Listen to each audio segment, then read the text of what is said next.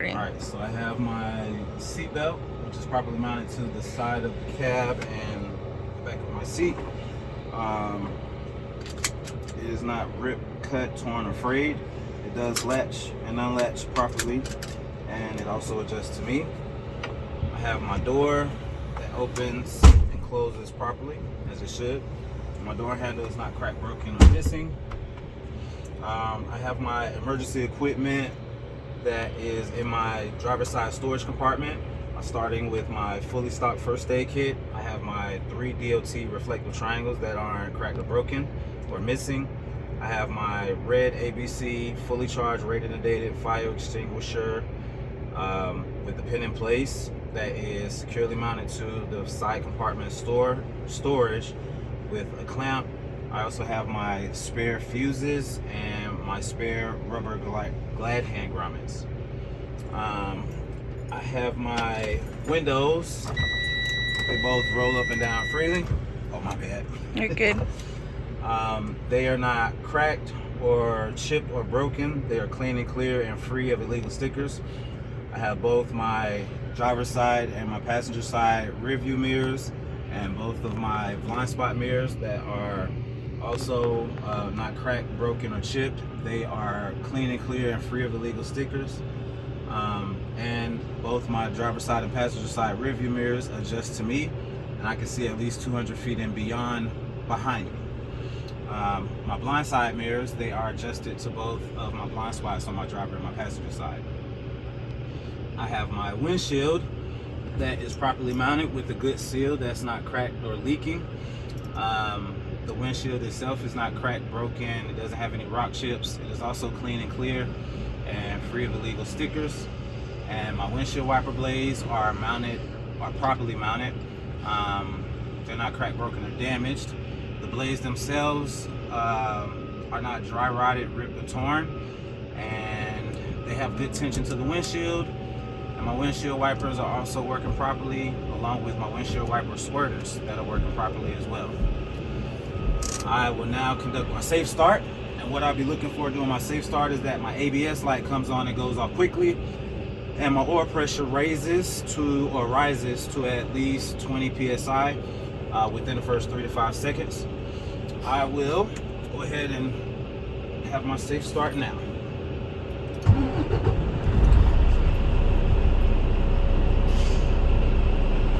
Alright, my ABS light did come on and go off as it should have.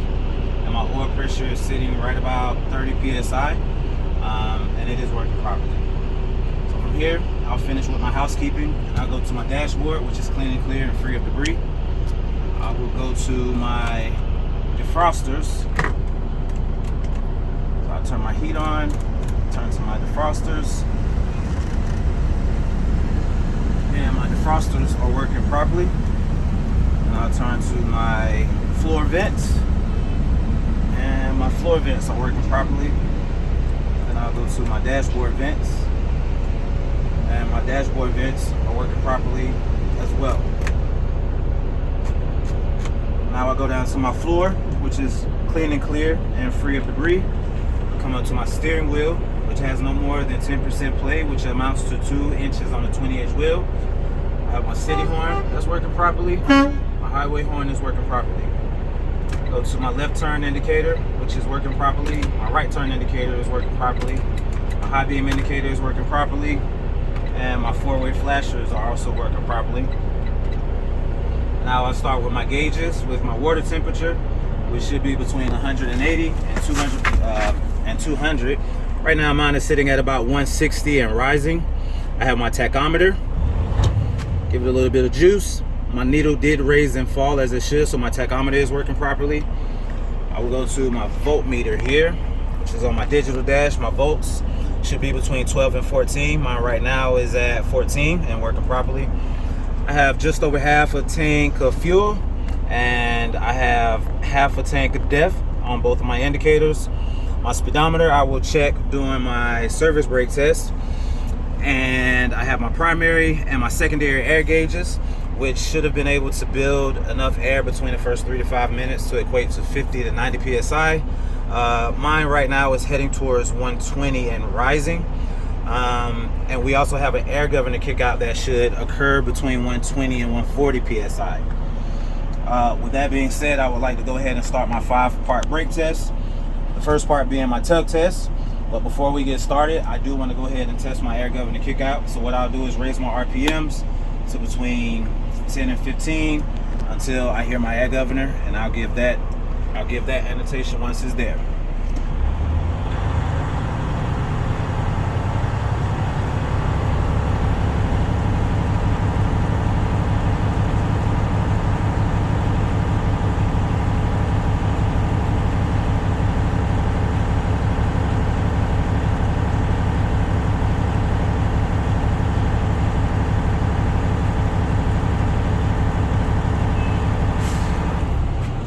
There's my air governor kick out, and my air governor did kick out actually at 140 psi, so that's working properly.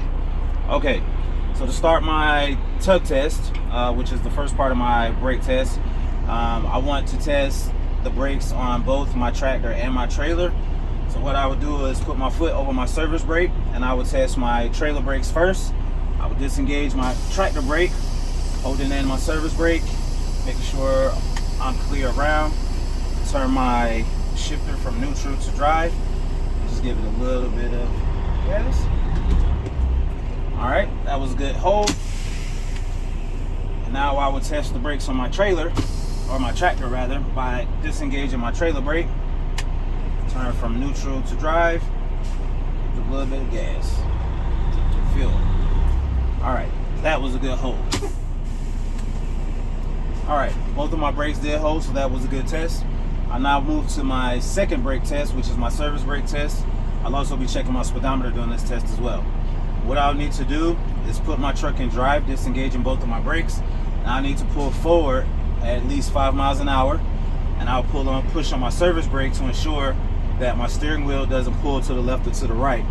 If that does happen, that should be an indication that I have sticky brakes. I will stop this test and have my brakes professionally serviced. So I will go ahead and start that test now. Disengaging both my brakes, put it in drive, making sure that I'm clear. If I'm not, waiting for Paul to get out of the way. And I'm gonna pull forward at 5 miles an hour.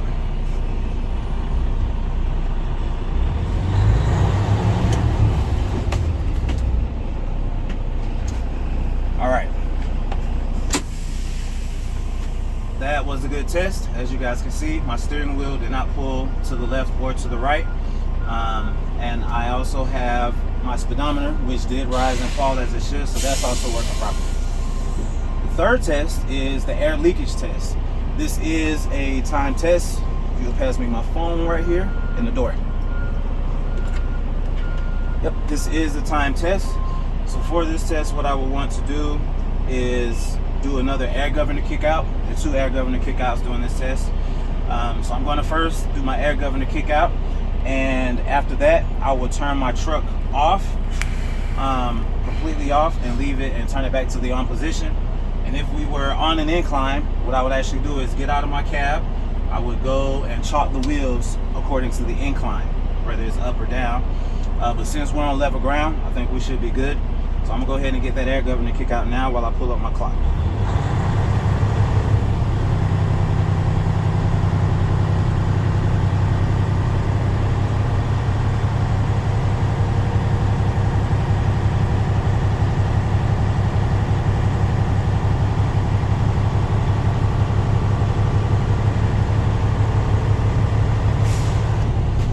All right.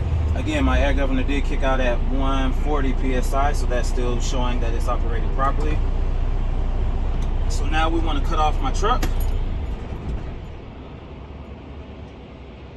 I want to leave it, turn it back to the on position.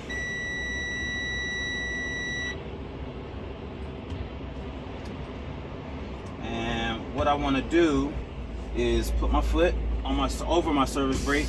I want to decompress both my tractor and my trailer brake, and I want to go ahead and push all the way down on my service brake. And what I'll be looking for is waiting until both my primary air gauge stabilizes before I start my time. And what I'll be looking for is on a single vehicle, I don't have more than 3 PSI loss. On a combination vehicle, I don't have more than 4 PSI loss in a 60-second time period. And this is a combination vehicle. So it looks like my needles have stabilized. I'm going to go ahead and start my 1-minute test now.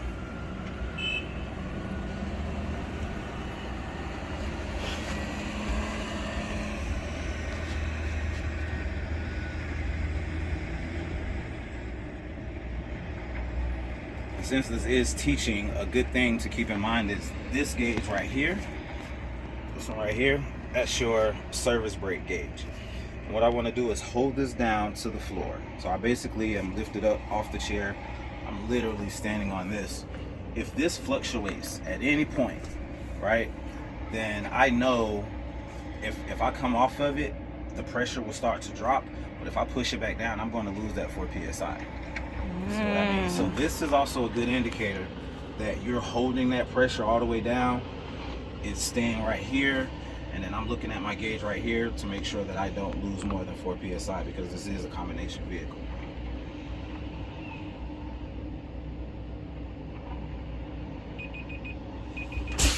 All right, time's up. So in the 60-second time period, I did not lose more than 4 PSI, which means that my air leakage test was a good test. My fourth test is going to be a visual and audio test. It is my low air warning light and buzzer, or my low air warning indicator and buzzer. And what I want to do for this test is I want to fan down my service brake by continually pushing it until my low air warning buzzer and the low air warning indicator come on, which should happen above 55 PSI, verbatim, above 55 PSI. I will go ahead and start that test now.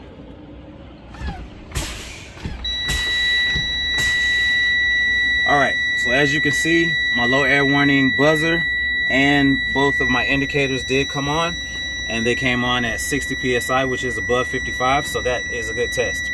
The fifth and final test that I'll be conducting is my pop-out, or my protection pop-out valve test, which includes my tractor and my trailer brake. What I'll do is continue fanning down my brakes until both my tractor and my trailer brake pop out. My trailer brake should pop out around 40 PSI. My trailer brake should pop out around 40 PSI. My tractor brake should pop out at around 20 PSI. They both can pop out at the same time, but never the tractor brake before the trailer brake. Now I will start that test now.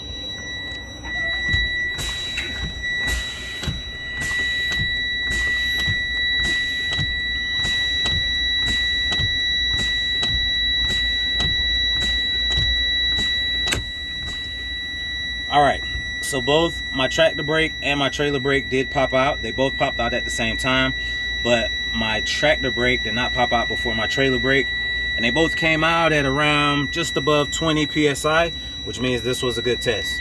That now concludes my pre-trip inspection. I hope you all got this. Go kill it.